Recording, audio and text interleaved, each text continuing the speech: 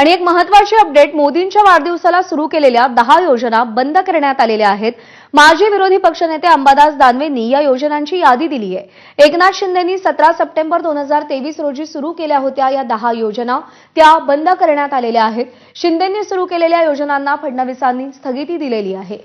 बाळासाहेबांच्या जन्मदिनी अशा योजना का सुरू केल्या नाहीत असा सवाल देखील अंबादास दानवे यांनी उपस्थित केलाय।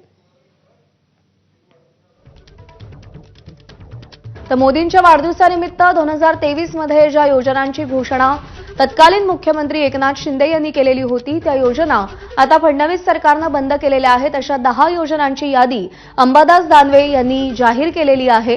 दरम्यान बाळासाहेबांच्या वाढदिवसाला अशा योजनांची घोषणा का केली नाही असा सवालही त्यांनी विचारलाय।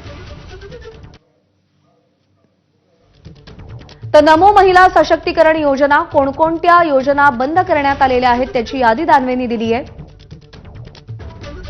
नमो कामगार कल्याण योजना, नमो शेततळ अभियान,